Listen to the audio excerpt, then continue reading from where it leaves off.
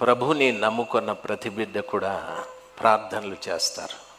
చేసే ప్రార్థనలు ఎట్లుంటాయంటే, మా అమ్మని కాపాడు, మా నాయన్ని కాపాడు, మా తాతని కాపాడు, నా ఉద్యోగం, నా వ్యాపారం, నాకు జీతం రాలేదు, ప్రమోషన్ రాలేదు, ఇట్లాంటివి చెప్తూ ఉంటాం. రోజు అవే చెప్తూ ఉంటాం. రోజు అవే మాట్లాడుతూ ఉంటే దేవునికి కూడా అంత ఇష్టం ఉండదు. దేవుని వాక్యంలో ఏముందంటే, నమ్ముట నీ వలననైతే నమ్మువానికి సమస్తము సాధ్యమే అన్నాడు. ఒకసారి చెప్పు దేవునికి, చెప్పేసి నమ్ము అన్నాడు. అదే చెప్తూ ఉంటే దేవుడేమో చేస్తాడు, నువ్వు నమ్మలేదు అని దాని అర్థం.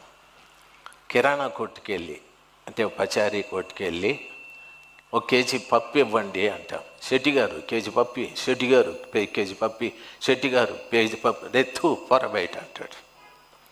ఎవడు రావాడు అట్లా కొట్టుకుంటాడు అనని. నువ్వు చెప్పింది ఆయనకు అర్థమవుతుంది, ఇవ్వటానికి కొంత టైం పడుతుంది. మనం రోజు అదే చెప్తా ఉన్నాం. మన ఆత్మీయ ఎదుగుదల లేదు కాబట్టి రిపీటెడ్గా చెప్పిందే చెప్పుకుంటా, చేసిందే చేసుకుంటా ఉంటాం. ఒకటి, మనము దేవుని అడిగింది మనకి ఇస్తాడనే నమ్మకం లేదు. రెండవది, నీవు ఆత్మీయతలో ఎదగలేదు, రెండవ సమాచారం.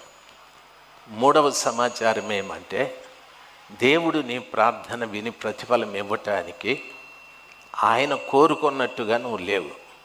ఆయన మనలో ఏం కోరుకుంటాడంటే పరిశుద్ధతని కోరుకుంటాడు.